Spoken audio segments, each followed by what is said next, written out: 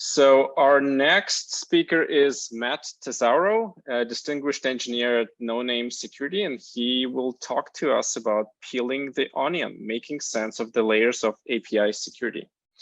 Matt is a DevSecOps and AppSec guru with specialization in creating security programs, leveraging automation to maximize team velocity, and training emerging and senior professionals.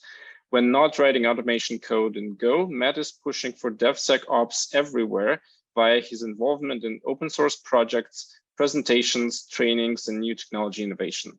As a versatile engineer, Matt's background spans software development, primarily web development, Linux system administration, penetration testing, and application and cloud security. He thrives on tackling technical problems, but his economics background gives him a unique understanding of business constraints and incentives around security initiatives. Currently, as a distinguished engineer at Noname Security, Matt is evangelizing Noname's groundbreaking API security platform and API security in general.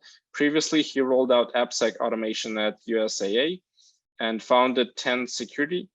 Early in his career, Matt served as Director of Community and Operations at the OWASP Foundation, Senior AppSec Engineer at Duo, Senior Software Security Engineer at Pearson, and Senior Product Security Engineer at Rackspace.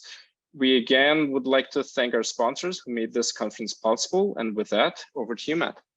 So here we are going to peel the onion and make some sense out of the various layers of API security. Hopefully, we'll see. So just quickly covering what we're going to cover today. We're going to have an overview just about APIs in general, just some quick level setting. I'm going to give sort of my 2 cents on what I see as API security and how to view it. We'll talk briefly about the API security landscape and just some sort of interesting facets that exist only for API security. We'll talk about some API security concerns and a couple different views of that. And then we'll have conclusions and key takeaways. So quick talk about APIs in general. Oh, and by the way, I do believe that API security is different enough from traditional AppSec that it kind of needs its own specialization. I've done web AppSec for far too long. And now I'm doing API security and there's a lot of carryover, but there's a lot that's new and different just for APIs. So it's a little bit more than a web app that doesn't have a UI, so to speak. You already heard my introduction. This was me doing a board break for my Idan in Tongsudo Migu Kwan. That's a 2nd degree black belt. I actually got my substantial mass off the ground long enough to break 2 boards and land back again, which was amazing. Like was said in the intro, I've been at OWASP for a long time, since 2008, actually, as part of the community. And I'm a Linux person. I'm talking to you on Linux right now, so go Linux. So APIs. If you look at the Wikipedia, the definitive source of information, right? It's a connection between computers or between computer programs, right? That's simple, right? Yeah, so you write your program in your favorite language, say Ruby. I write my program in Go. You make a REST request in my program to get something, and I send you back something, right? APIs, they're simple, right? They're easy. But actually, there's a lot more going on with APIs, right? If you're doing these at scale for a real company and not just sort of a toy project, you're going to have a lot of things to think about. What type of API is it? Is it XML RPC, SOAP, which are 2 of the older ones, REST, gRPC, GraphQL, right? There's a bunch of different types of just APIs, network APIs. Is your transport HTTPS, HTTP2, 3, quick? Are you encoding that data in XML, JSON? Is it binary, which could be protobuf or thrift?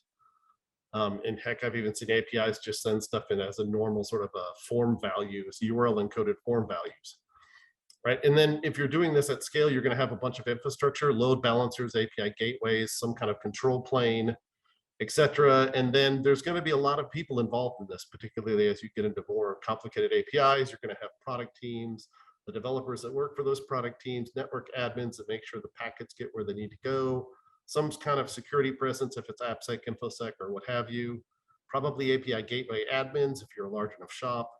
There'll be some kind of SOC or security operations to keep track of things if they go south.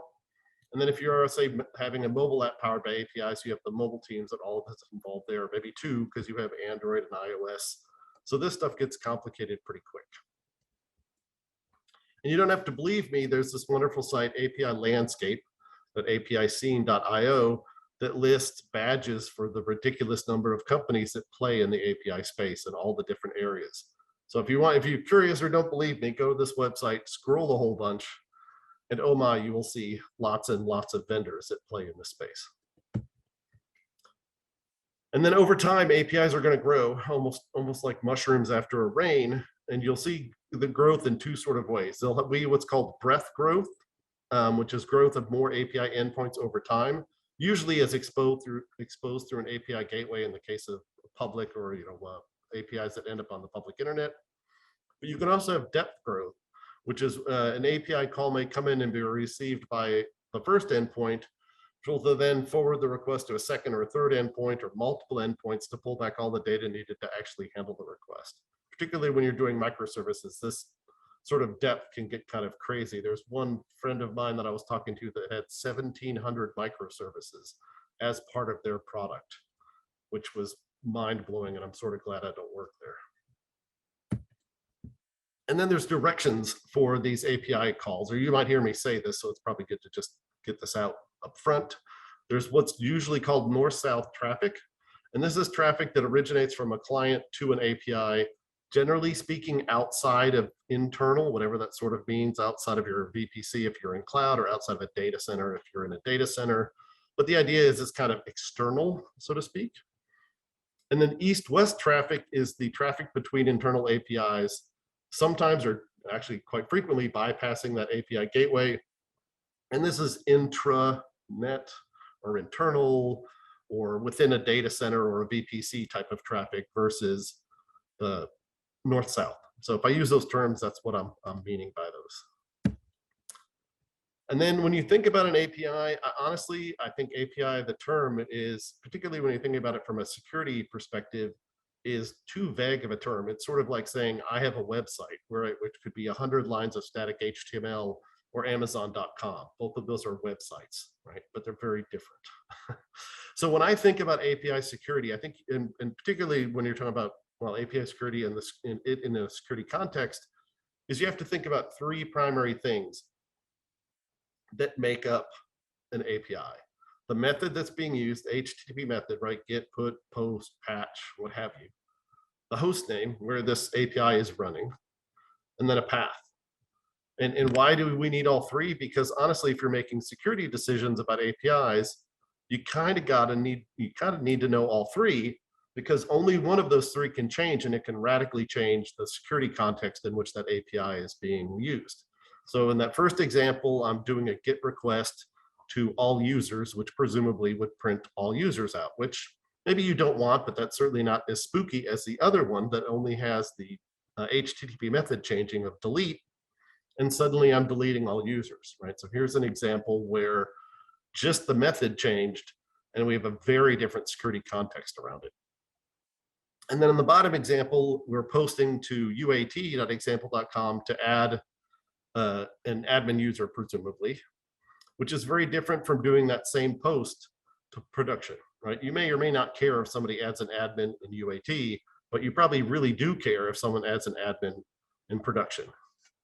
So those are two, you really kind of need all three of those to make the right kind of security decision around an API. And if you have tooling that doesn't understand all three of those, you probably have tooling that's not giving you good advice. Whew, okay, there's our level set. Let's talk about API security, an overview of it anyway. And hopefully you are not relying on the force and waving your hands and saying, these are not the APIs you're looking for. Hopefully you have something slightly more formal than Ben Kenobi. So for the purposes of this talk, I like to talk about API security in three different ways, or contexts, or fundamental areas, or pillars, or what have you, because there's sort of three different ways you need to think about API security. First, what I call API security posture, then API runtime security, and then finally API security testing, which hopefully is continuous and as far left as possible, right? Early in the dev process as possible. So what's posture? So posture is just getting a broad, holistic overview and inventory, whatever you want to call it, a map of all of your API, all of your API landscape. So an inventory of every API, and this is an inventory at that 3 level, right, of host, path, and method, as well as the idea of, are those going through an API gateway or not? Are they not going through the API gateway? Are these internal east-west APIs or these north-south APIs? And so having an understanding of the APIs in general, and then going one level deeper and getting a data classification of all of the data traversing the API. Now, obviously, as security people, we're much more concerned about the sensitive data that's traversing the APIs, or if there's like compliance or regulatory data. Obviously, those are much more important than just knowing that it's, I don't know, someone's preference for their background color. Not as exciting as, say, an SSN, but you get the idea. Understand and classify the data so that you can, of the sensitive or important data types, you can take appropriate action. So this is getting the idea of like, who's calling the API, what data is that API sending and receiving, and where did that call originate from? That's what I would call posture. And then runtime security. This is sort of understanding what normally running, what your normal running API looks like, right? And this is done by inspecting or watching the traffic somehow. This can be, for some products, it's agents. For other products, it's inline. For other products, it's out of band, but there's a bunch of different ways you can do this. But at the end of the day, you're watching and inspecting the API traffic. And then whatever tool you have needs to understand all of the types that you support, right? This could be gRPC or GraphQL or SOAP or whatever, right? But it needs to understand all those so we can do some deep inspection. And then once you've got that traffic being monitored, however it is monitored inline or what have you, you need to look for understand normal and use models, be it AI or heuristics or ML or whatever magic words you want to use for that, to understand what is abnormal traffic, right? The whole idea of getting a handle on what is normal is so that you can spot the abnormal. And this is where continuous learning models are very useful. And then once you have the traffic watched and you understand what's normal and not normal, then you can start triggering on those things that are abnormal, right? You can write policies that say things like, hey, this API may take in a credit card, but it should never go out, right? Or maybe I should never have an SSN come in or out of this API. You might also have policies around volumes of data, et cetera.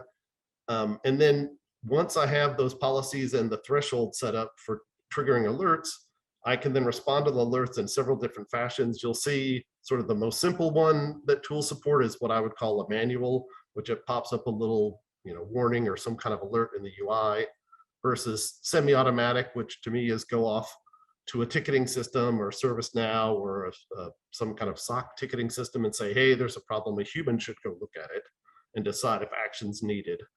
Or automatic, which is actually talk to infrastructure and make changes, like deauth a JWT at the API gateway, or block an IP at an external firewall for an hour, or whatever makes sense for that particular alert. And you can do things like geofencing and blocking and denying traffic, all that other kind of stuff, while you're watching security with the runtime tool, depending on the tool. And then API testing. So for me, when I think about API testing, I don't really think about SAST. And the reason I kind of leave SAST off the table is if you're already doing your traditional AppSec-y kind of thing, you probably have SAST and SCA tools in place. Hopefully you do. And honestly, looking at the source code for the things that SAST and SCA give you, SCA being software composition analysis and SAST being static analysis, or looking at the source code, like when you look at source code, it kind of doesn't matter if it's an API or if it's a traditional app or if it's a mobile app. You might be useful for maybe finding issues in it, but those tools will handle those. Generally, those tools will handle all of those use cases. So I really think about API testing as the dynamic side, not the SAST side. And then if you are looking for tools, I would highly recommend using ones that do continuous or CI/CD friendly. They have APIs, you can automate them. I'm an automation fan, so go figure. But when you have a DAS tool that wants to test APIs, you get some interesting issues, because there isn't like you can have a crawler like you have for a web app that knows, okay, pull in the web page, look for the links, pretend like I click in the links, go to what the links point to, et cetera, et cetera. But you don't really have that with an API. What you have is some sort of spec file, generally speaking, right? It could be Swagger, it could be Open API, there's RAML, there's a whole bunch of other kind of also ran spec files, or back in the old days, there was waddles and WSDLs. But you have some kind of spec file that says, these are the methods, their inputs and outputs that are expected, etc., for this API. And so many of the tools will ask you to put in Swagger or Open API or some sort of spec file to inform that tool how to go about talking to that API endpoint. Some also use recorded traffic. You can do HTTP, or there's HAR files, etc. Ideally, even better if by looking at runtime, I can understand how to talk to your API, and I don't need those spec files, right? If you sort of have an API testing tool that is friendly with your runtime tool, that runtime tool can say, hey, here's what I've seen in terms of generating a spec file to talk to that API, use this, and you'll at least be able to test everything I've seen. And then once you get those results, you need to get those results to the right people to get them fixed. So ideally, you'd have something that could integrate into wherever your issues are generally sent for developers, or whatever team. This is probably something like Jira. Very helpful for API issues is being able to see the request response pairs.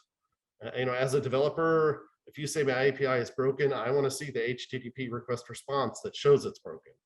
That's kind of the bare minimum I need to be able to diagnose the issue, generally speaking. And then ideally, if you have a good tool, if it finds 16 issues with this particular API, and the dev team says, well, we fixed 3 of the 16, you want to be able to just retest those specific issues, as opposed to have to do the full-blown test, right? So bonus points for tools that you can do very specific tests on, aren't just like, I'm going to read in a Swagger file, I'm going to send badness to everything I see in that Swagger file and report results. I mean, those work, but they're not as useful, particularly in the remediation side of the house, if you don't have the ability to retest specific issues. Whew, okay, API security landscape. Let's talk about all the parts that make up API security. And I'm a Shakespeare person, so all the worlds in API and all the men and women in it are merely stakeholders. I actually went to the Globe in London. That was really fantastic for me, a Shakespeare nut. That was super, super cool. You should do it if you go to London and you like Shakespeare. So here's an example of sort of your traditional or a very prototypical kind of installation of an API at scale, right? So here we have a web application that's backed by several APIs. There's also a mobile application that may use a subset of those same web app APIs, and maybe someone specific to the mobile app. All those go through an API gateway. You have some kind of API management control plane that manages that API gateway, and then a bunch of services over here that answer requests for that web app or potentially the mobile app. But then those services may call additional services in different places, either on-prem or off on the cloud somewhere, right? And do whatever this web and mobile app is supposed to do. Online banking, or setting my air conditioner if you have a Nest, whatever, right? Those kind of things. So when you think about this, who are the stakeholders here in this prototypical example? Well, for the WAF, you probably have network ops, because they got to get packets to and from that thing. AppSec team generally tends to own, although I've seen outside of AppSec team own WAFs. The product teams are going to have a piece of that, because it's going to be protecting or potentially messing up their product, right? For the web app, right, you have product teams again. AppSec is definitely going to play in there. Marketing probably has some sort of role in this. These are all people I'm going to have to coordinate if I want to make sure API security is done right. Mobile app, same thing. The mobile and product teams, AppSec, etc. Right, and this goes on and on. If you have an IDP that's managing the access and identity for your API gateway, there's another group of stakeholders, including AppSec, InfoSec. Maybe you have an identity department. I've seen that happen in several of the companies I've worked for. And in most installs at scale tend to have an API gateway. And in that case, you likely have admins that are just in charge of running that API gateway. The product teams are involved here. Here's API or AppSec again. And then the APIs themselves are generally run by product teams. It kind of depends. At Pearson, we ran them a little bit differently, but there's somebody who owns and has to maintain those APIs, as well as AppSec, potentially marketing, and a bunch of other people. And the point of the last couple of slides is to say, man, there's a lot of people you got to corral and make sure they all understand where their responsibilities start and end to be able to make sure what needs to happen to secure an APIs happen. Oh, and I still have cloud and SOSOC, the network team. So here's two more examples. I forgot I had that slide of people that you have to get involved in making sure an API is run securely. So the point is, lots of people, lots of different stakeholders, lots of different incentives that you have to somehow align to make sure that the APIs go out the door securely. And this is one of the reasons why I think APIs are going to be a focus of nefarious people on the internet doing what I would call pro bono pen testing, aka hacking web APIs, because there's a lot of people involved. And when you get complexity, it's really easy to make security mistakes. And let's say you have a solid AppSec program, right? And you have a bunch of tooling, which is in that blue circle on the left, right? So maybe you have an app inventory, although that's actually really rare. You may or may not have a WAF. You probably have SAST and DAST and SCA and some kind of SDLC program. You may do threat modeling. You may have some kind of anti-bot protection or CDN, developer training, and those do cover where you see the overlap, right? SAST definitely and SCA work for both. Threat modeling works for both. DAST might work for both. Traditional DAST tools tend to be fairly terrible, actually, at API security testing. And the WAF may or may not help with the APIs, and the SDLC may or may not cover it. But there's a whole bunch of other things in the green circle on the right, that exist for APIs. You have to worry about rate limiting, right? The whole point of APIs is to quickly respond to requests. But that also means you can have, say, a customer consume 80 to 90% of your resources for a particular API, blocking essentially out other customers if you're, say, a public facing or a API sort of as a service. You have to worry about a bunch of different authentication methods, if it's OAuth, if it's OpenID Connect. There's service to service auth that is also an issue. Are you using JWTs? Are you using macaroons? Are you using something else? You have API management. You need to understand the inventory of your APIs to have API posture. So there's a whole bunch of things that aren't part of your traditional AppSec program that now come into play if you start doing APIs at scale. And so you may have good API, or excuse me, good AppSec controls and think, hey, I'll just use those to cover my APIs, and you'll get some coverage. It's not bad, but you're not going to catch it all. And the interesting things are usually with the water that spills past your hands. And then why APIs are getting attacked? I think it's all about the data, right? The Clive Humby, I think that's how you say that, the British mathematician's name. He's the one credited with the expression data is the new oil. Well, if data is the new oil, APIs are the data pipelines. That's how you push this new oil, this data around. And that's why they're a great source of attack for attackers, because, hey, I can get directly into your data without any kind of intervening instrument like a browser that has been hardened over the years to make my life harder and harder as a nefarious person on the internet. Okay, let's talk through some API security concerns. And I had to use this because it's an onion presentation, right? API security is like an onion. There are lots and lots of layers. So let's talk about, these are very broad classes of attacks. So DDoS, or distributed denial of service. There's a bunch of different ways these can happen to APIs. It can just be a traditional network flooding type of attack where you just generate loads and loads of traffic and try to knock off an API. This is kind of, I mean, sadly, this is sort of bog standard for the internet, and network DOSes are generally have good controls if that's an issue you're trying to resolve. These aren't, I think, anything tremendously unique for APIs. HTTP floods, it's just another version of a network DDoS, except for it's using HTTP. It does mirror legit traffic, so it's a little bit harder potentially to spot. And this could also just be, like I said earlier, a single client or customer over consuming an API and essentially removing resources from other people who want to try to use that API by aggressively talking to your API. That is something definitely that's in the domain for APIs. And then application level DOS is absolutely in the domain for APIs. This is where I have like resource consumption attacks that are going to eat up all your CPU or RAM. And these could be single requests. When I was at Rackspace, I found a particular service that if I made one really crazy request to it, it would fall over and die. And that's a single HTTP request. Now, granted, it was silly. It was an XML request or an XML body that had 32 meg of spaces between two tags.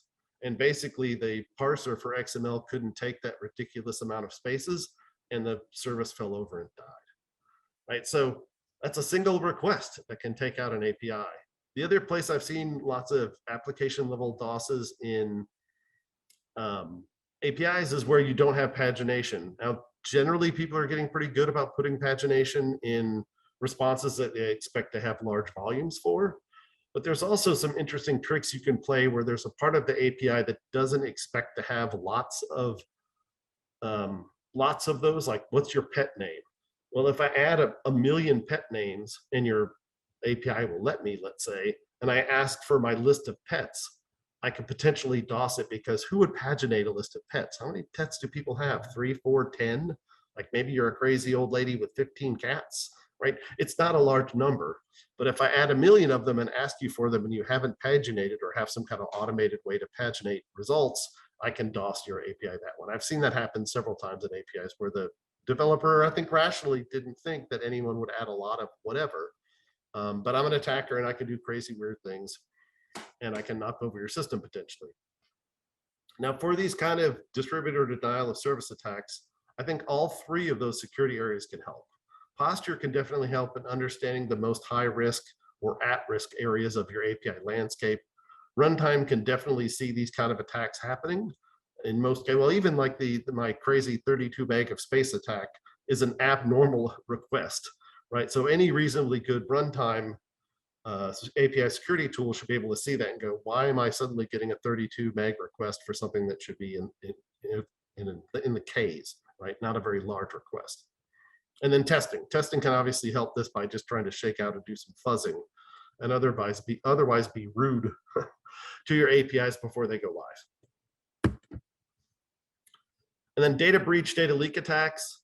This is things like an internal service or a service that you think is internal actually being public, right? This is where you have a misconfiguration. You've done some odd routing in a cloud, and suddenly this thing that should be going through your API gateway can also be hit by its public IP address.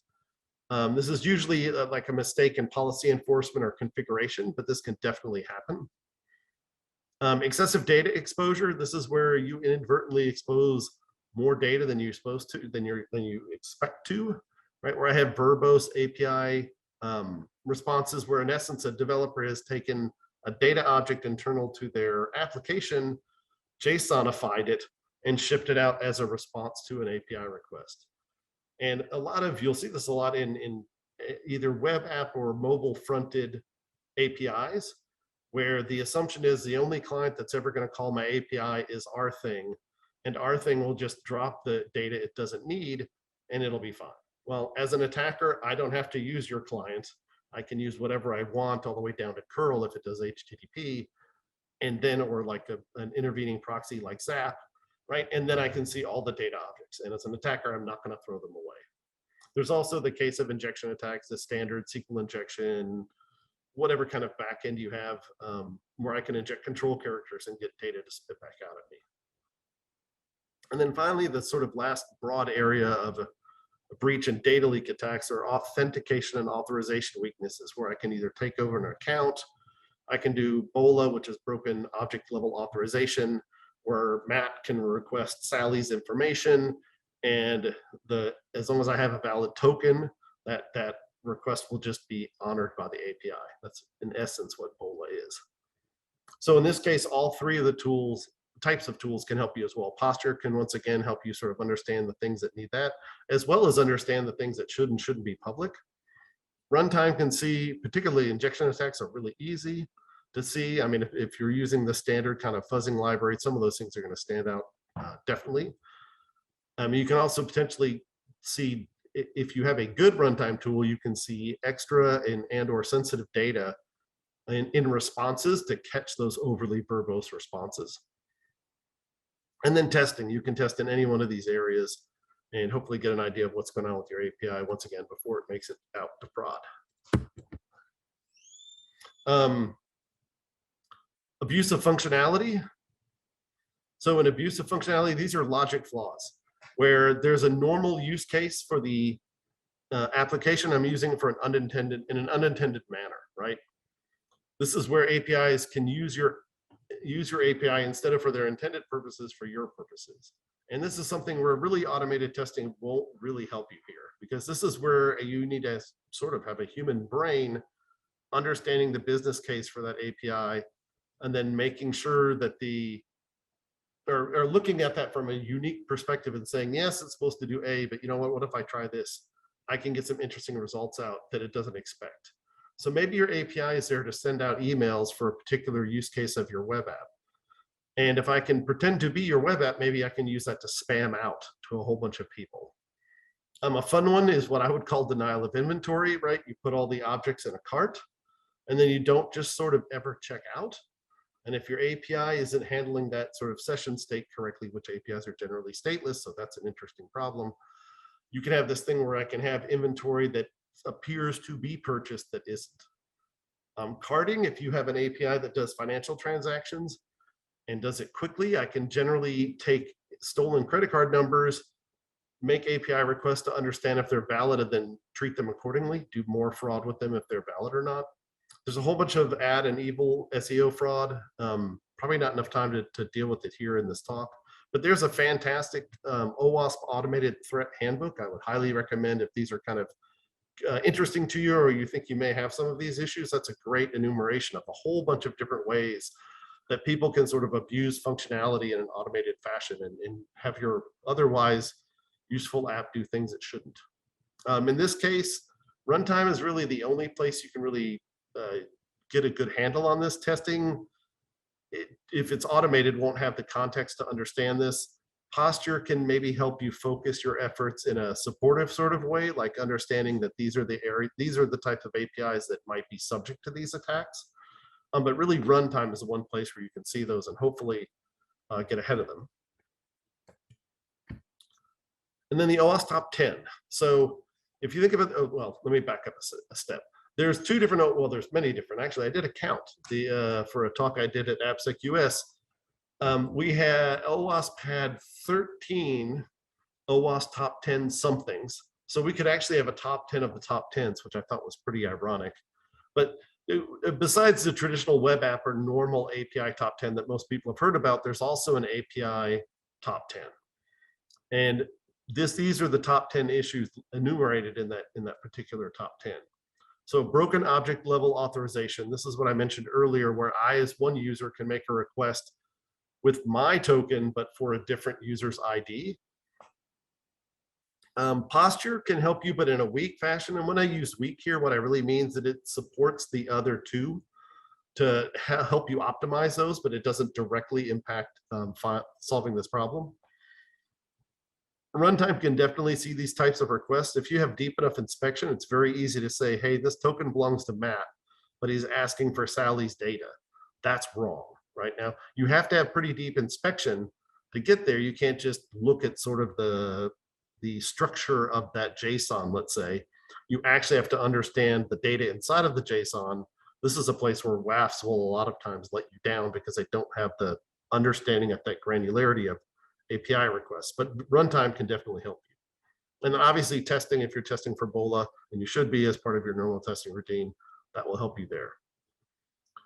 Broken user authentication. Now, this is a risk where I have a way that, generally speaking, in APIs, I send a username password or a credential pair to an API in a sort of a special request that then returns to me a token that I use for the rest of my interaction with an API. So in some APIs, you would end up having this first initial request to get your token, that had, say, username, password, and then after that, everything else used that token, that bearer token, generally speaking. In this case, there's something wrong or broken or flawed with that user authentication.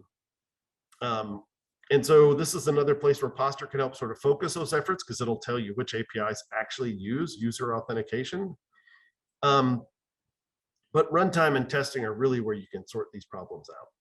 Now, one interesting thing about broken user authentication, because of the difference between the controls that now exist in browsers, right? How many different headers and browser tweaks have happened inside of the browser to harden it over the years, many, that don't exist for APIs, right? None of those things. I can't do MFA with an API because I can't have my API pull out its phone and get its Google Authenticator token number and put it in, because it's not a person, it's a thing, right?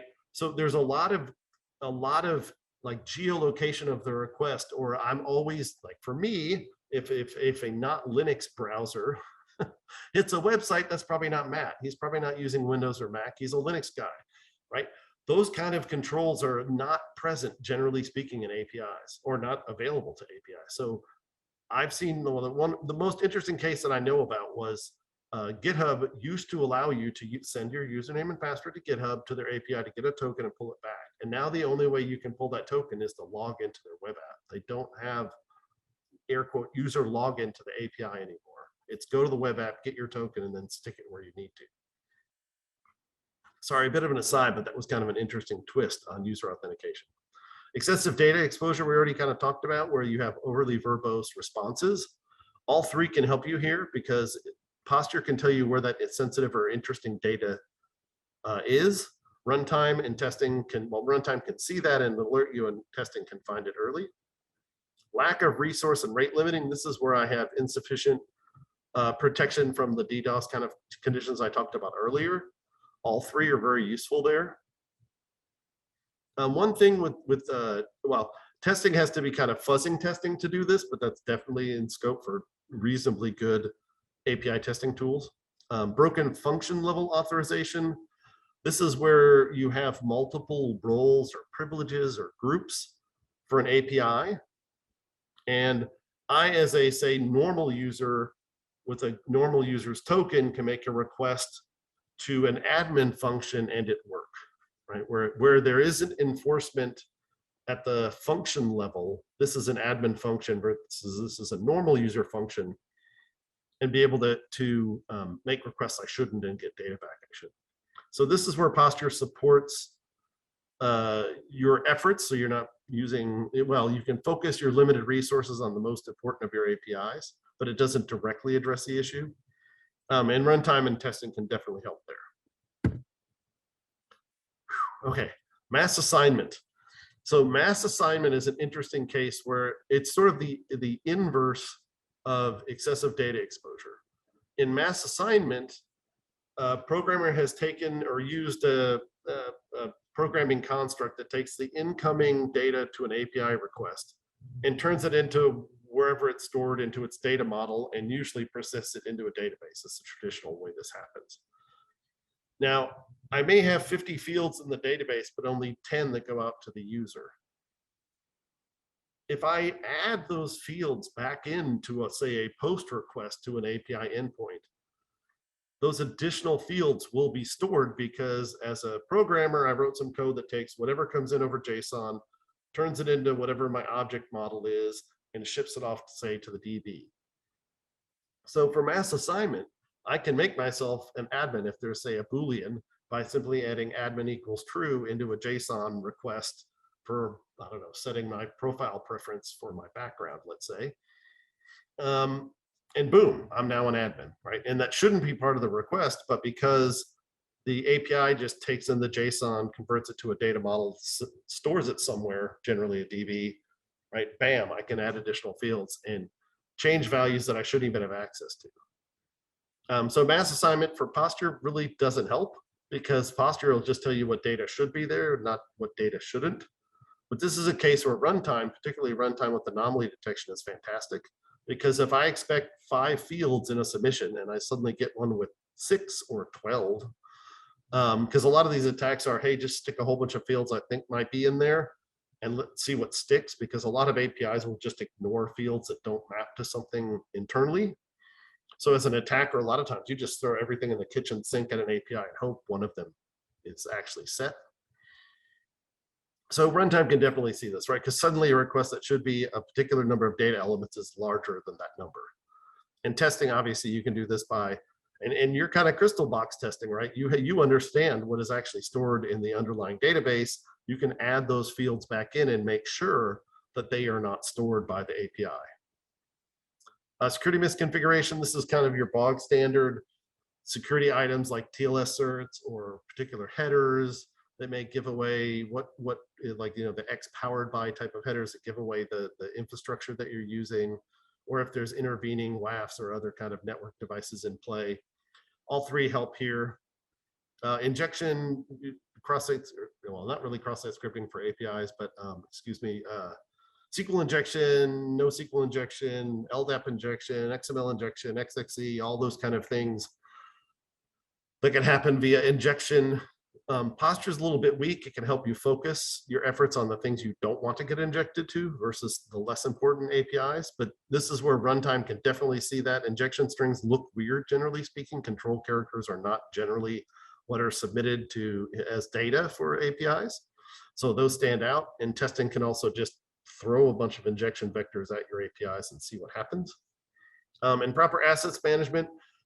Basically, this top 10 element is, do you understand posture, right? Do you have an understanding and an inventory of all your APIs and all the data that goes in and out of them, which is my definition of posture. So obviously, if you have a posture tool, I put the up arrow there to mean it pretty much solves this problem.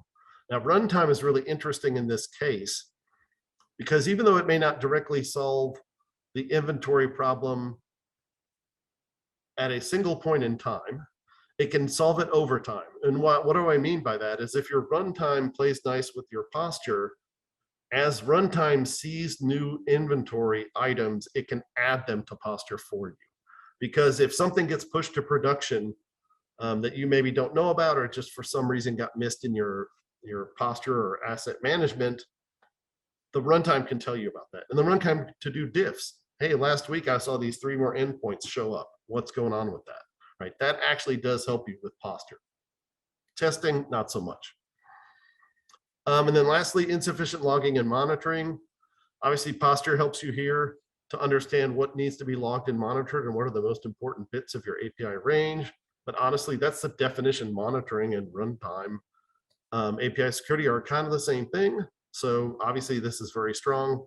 And testing, not so much, except for the kind of esoteric, hey, if I run a bunch of testing things, does it show up in the logging or monitoring, right? You can use testing to sort of trigger logging and monitoring events in a controlled fashion, but it's not really that useful. Okay, I think I'm doing good on time. Let's go to my conclusions and my key takeaways. So one of the things you're going to have to contend with if you are going to start, if you do work in API security or in some kind of API security function, right, is that you're going to have to deal with the stakeholder soup. You're going to have to corral a whole bunch of different people that are involved tangentially or directly with this API and making it happen and making sure they understand where the responsibilities stop and start. And so this is some of the air quotes soft skills, which is probably not the best term, that you're going to need. But you will have to go and find the right people to talk to in the product team, and the right people to talk to in AppSec, and the right people in InfoSec, and maybe IAM if you have an IDP connected to your API gateway, and maybe an API gateway team. And of course, I had to point out the onion. This is the onion. So 4 key takeaways. APIs seem simple. I mean, how an API works is really not tremendously complicated, right? Even REST and gRPC and GraphQL, you can read about them and get a rough idea how they work and what they're about in a fairly short period of time. It doesn't take infinite amount of research.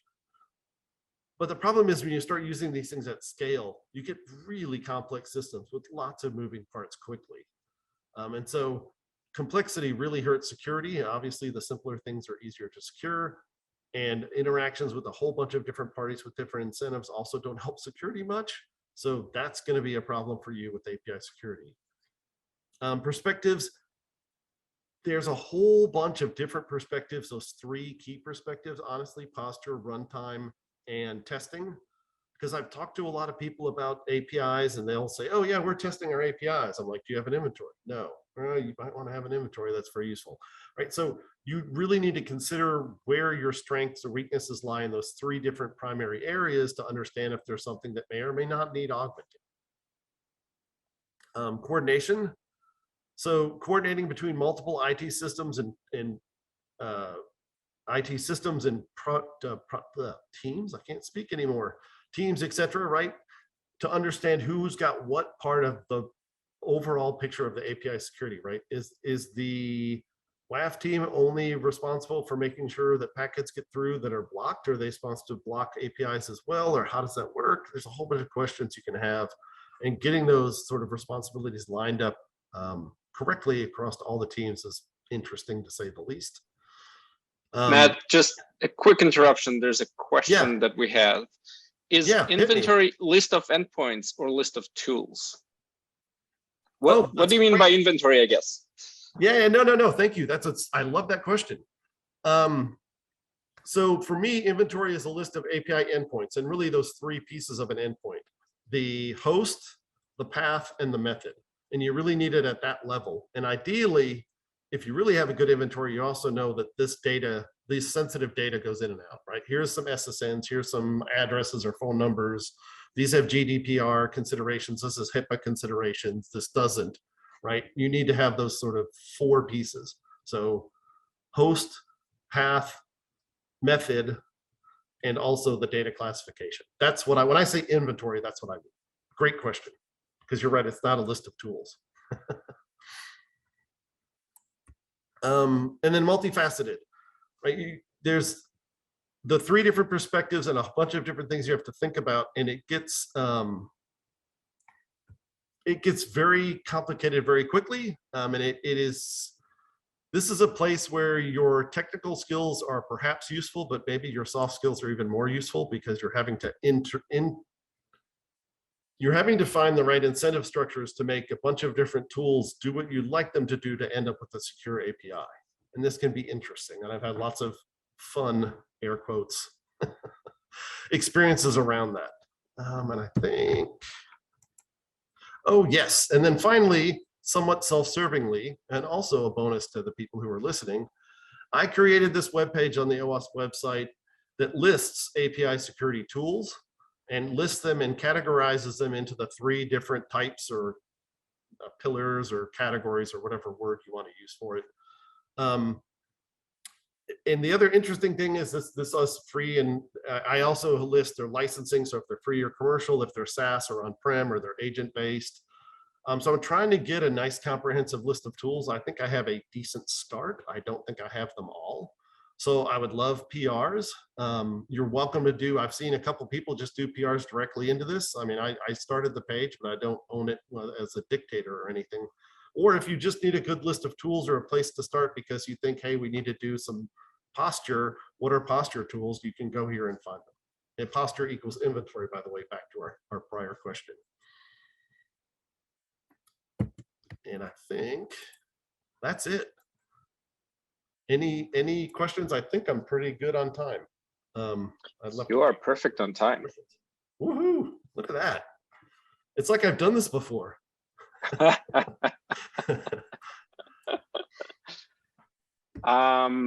think you've answered the questions that I've seen. If there's any more questions, post them into chat.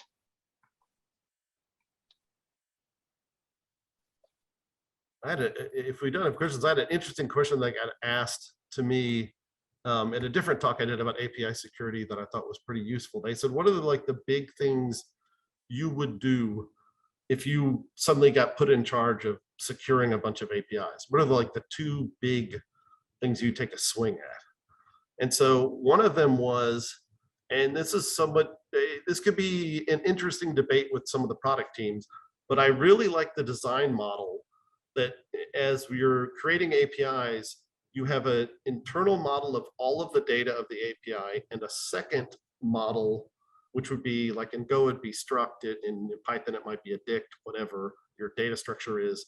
But you have a second model of the responses that you send out of the API.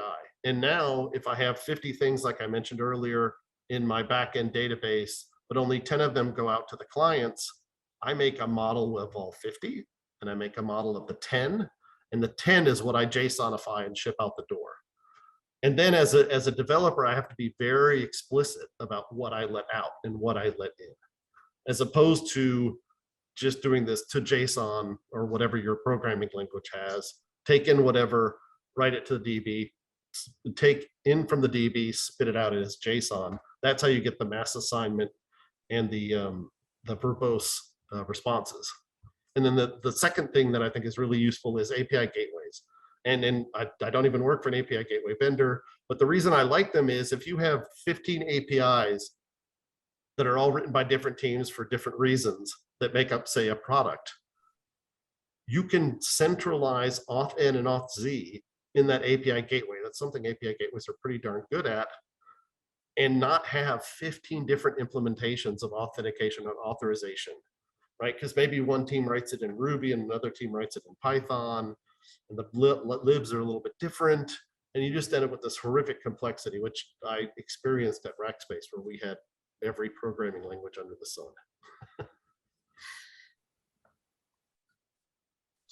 Sounds good.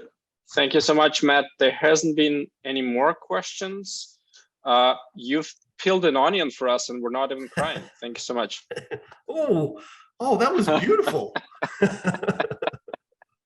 Credit to you for that one. That's great. Okay, we're gonna have a short break, just 4 minutes, and then on to the next session. Thanks all.